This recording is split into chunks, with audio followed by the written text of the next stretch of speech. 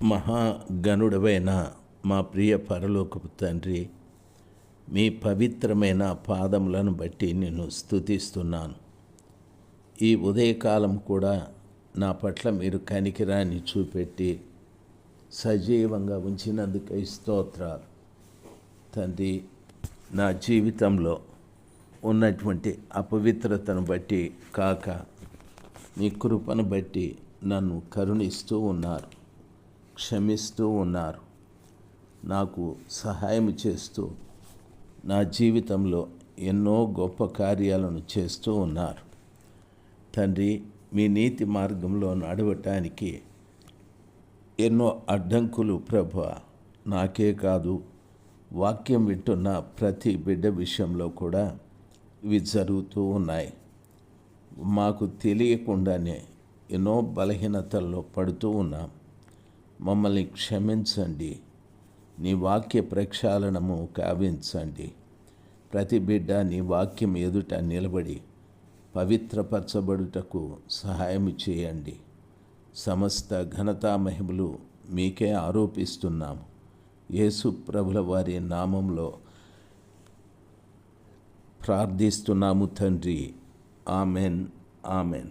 ఫిబ్రవరి మాసం 23వ తారీఖు 2026 సోమవారం. నెహెమ్యా గ్రంథము 4వ అధ్యాయము మొదటి వచనాన్నే చెప్తూ ఉన్నాను. గోడ కట్టుచున్న సమాచారము విన్నటువంటి సన్బలటు మిగులా కోపగించి రౌద్రుడై యూదులను ఎగతాళి చేశాడు అని వాక్యము సెలవిస్తుంది. కోపపడే వానిలో రౌద్రం ఉంటుంది. రౌద్రం ఉండేటటువంటి వాడు ఎగతాళీలు చేస్తూ ఉంటాడు. కోపము అనేటటువంటిది పరిశుద్ధ గ్రంథమైన బైబిల్లో 2 విధాలుగా ఉంది. మొదటిది ప్రియులారా, ఆధ్యాత్మికంగా చెప్పాలి అంటే దేవుని దృష్టిలో కోపము ఎలా ఉంటుంది, దాన్ని ఎలాగ నియంత్రించుకోవాలి అనే విషయాలు. ప్రియులారా, కోపము న్యాయమైన కోపము, దాన్ని ధర్మ కోపము అని కూడా చెప్పచ్చు. పాపానికి దారి తీసే మానవ కోపం కూడా ఉంది. దేవుని కోపము, దేవుని కోపం ఎలాంటిది అంటే పాపము, అన్యాయము, దుర్మార్గము ఇవన్నీ కూడా మన మీద పడుతూ ఉంటాయి. ఇది పాపాన్ని ద్వేషించే అపవిత్రమైన కోపం. రోమియోలకు రాసిన పత్రిక మొట్టమొదటి అధ్యాయం 18వ వచనంలో ఈ రీతిగా రాయబడి ఉంది. రోమా పత్రిక మొదటి అధ్యాయంలో 18వ వచనంలో చెప్పబడినటువంటి మాట బైబిల్ ఈ రీతిగా సెలవిస్తుంది. ఆ వాక్యాన్ని చదువుతాను, వినండి.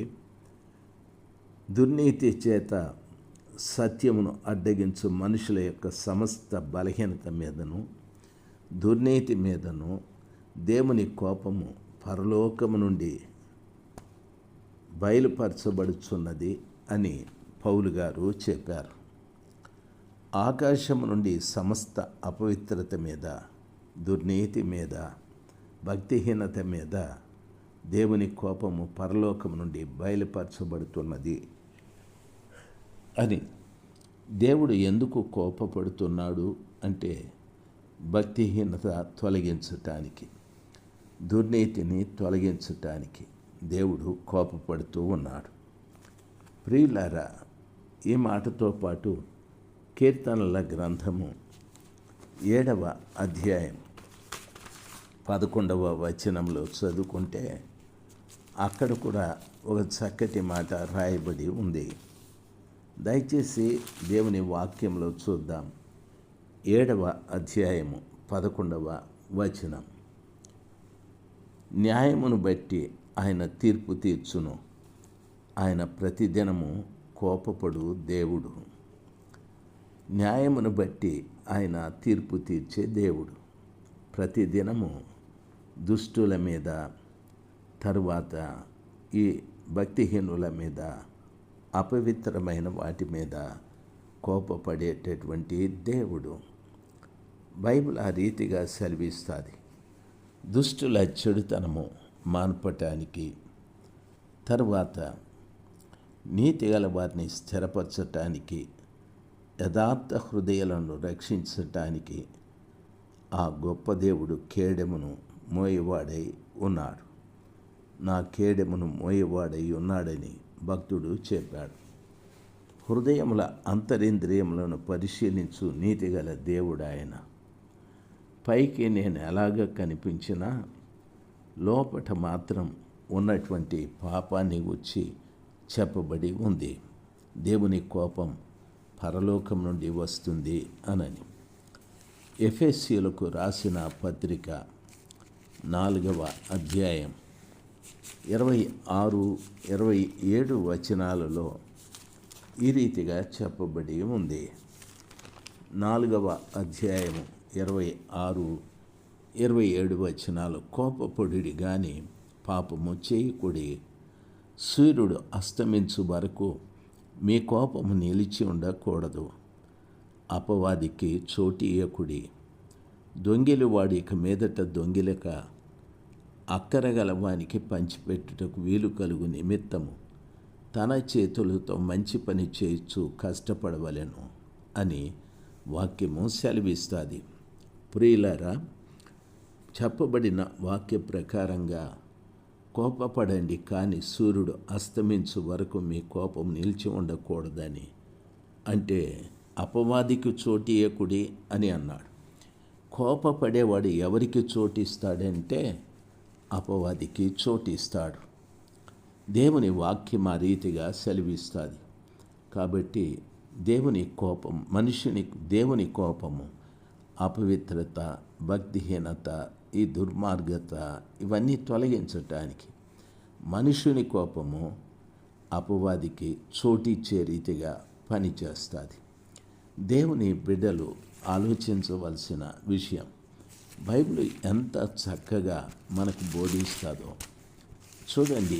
యాకోబు రాసిన పత్రిక మొట్టమొదటి అధ్యాయం 20వ వచనంలో, ఎందుకనగా నరుని కోపము దేవుని నీతిని నెరవేర్చదు, అందుచేత సమస్త కల్మషంతో వెర్రబీగుచున్న దుష్టత్వమును మాని లోపల నాటబడిన మీ ఆత్మలను రక్షించుటకు శక్తిగల వాక్యమును సాత్వికముతో అంగీకరించుడి. లోపల నాటబడిన చూడండి, సమస్త కల్మషముతో విర్రవీగుచున్న దుష్టత్వమును మానండి, లోపల నాటబడిన మీ ఆత్మలను రక్షించుటకు శక్తిగల వాక్యమును సాత్వికముతో అంగీకరించుడి అని వాక్యము సెలవిస్తుంది. ప్రియులారా, నరుని కోపము దేవుని నీతిని నెరవేర్చదు. అయితే సమస్త కల్మషమును విర్రవీగుచున్న దుష్టత్వము మానండి, లోపల నాటబడిన మీ ఆత్మలను రక్షించుటకు శక్తిగల వాక్యముతో సాత్వికంతో అంగీకరించండి. ప్రియులారా, మనలో ఉంచబడినటువంటి ఆత్మ దేవుడు నాటాడు. ఆ ఆత్మని మనము కాపాడుకోవటానికి దేవుని యొక్క వాక్యాన్ని సాత్వికంతో అంగీకరించాలని వాక్యము సెలవిస్తుంది. ప్రియులారా, కోపము మంచిది కాదు. పరిశుద్ధ గ్రంథమైన బైబిలే రీతిగా సెలవిస్తుంది. నరుని కోపము దేవుని నీతిని నెరవేర్చదని.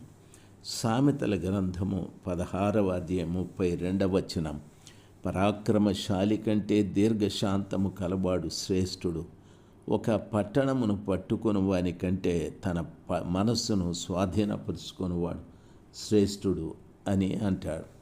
పరాక్రమశాలి కంటే దీర్ఘశాంతం కలవాడు, పట్టణమును పట్టుకొని వాని కంటే తన మనస్సును స్వాధీనపరుచుకునేవాడు, కోపాన్ని నెమ్మదిగా నియంత్రించుకునేవాడు బలవంతుని కంటే గొప్పవాడని వాక్యము సెలవిస్తుంది. బైబిల్లో కోపమును గురించినటువంటి విషయాలు మనము విన్నాం.